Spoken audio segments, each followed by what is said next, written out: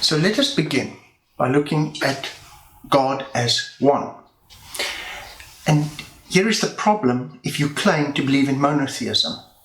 If God produces a son, and you can call this creation, you can call this begetting, begotten, whatever word, but if the one divine being produces another, you've got a bit of a conundrum.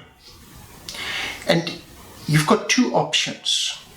God's divinity is either essential to his being, which means it cannot be taken from him, it cannot be shared, it's unique. My mind is essential to me. If you take out my mind, I'm going to not exist anymore. And I can't take my mind and put it in somebody else's head. I can't even take part of it and put it in somebody else's head. The alternative is to say that God's divinity is not essential to his being.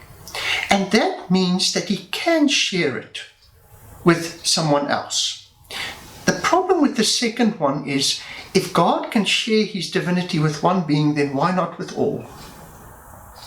And if we go to Isaiah 14 verse 14, when Lucifer turned into Satan, he said, I will ascend above the heights of the clouds. I will make myself like the Most High.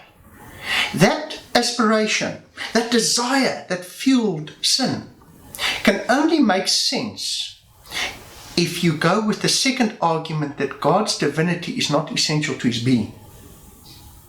And then Lucifer would have a valid argument.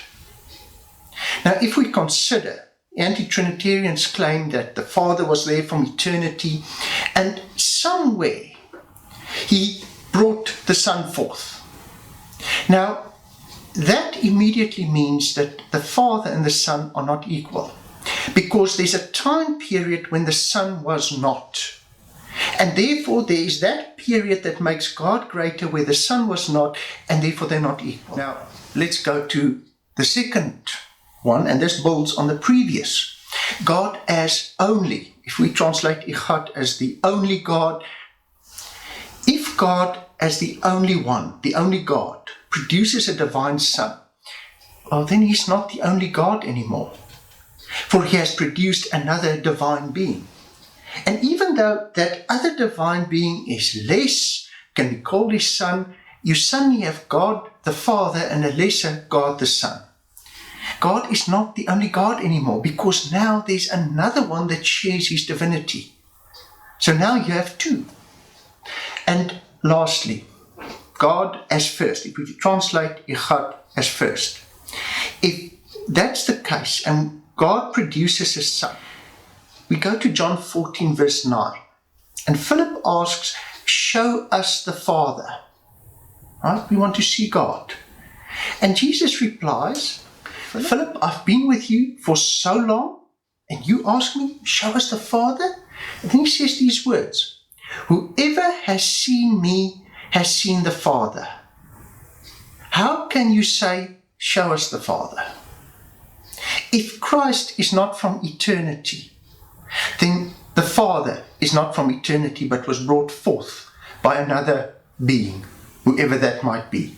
And you see what happens. We start creating this loop. Well, Christ was brought forth, but he is the exact representation of the Father, which means the Father must have been brought forth.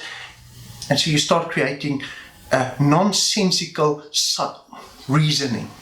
If you want to tell me you believe in monotheism, then you've also got to admit that God is one, only, the first, and only if he is truly one, only, first, without offspring, without another being that he generated, then you can claim monotheism. If that's not the case, then you can't truly call yourself a monotheist. So the anti-Trinitarians claim to believe in monotheism, but one God plus a lesser God, that's not one God. One God united to a lesser God by way of purpose, character, nature, in any other way that you can conceive of is not monotheism.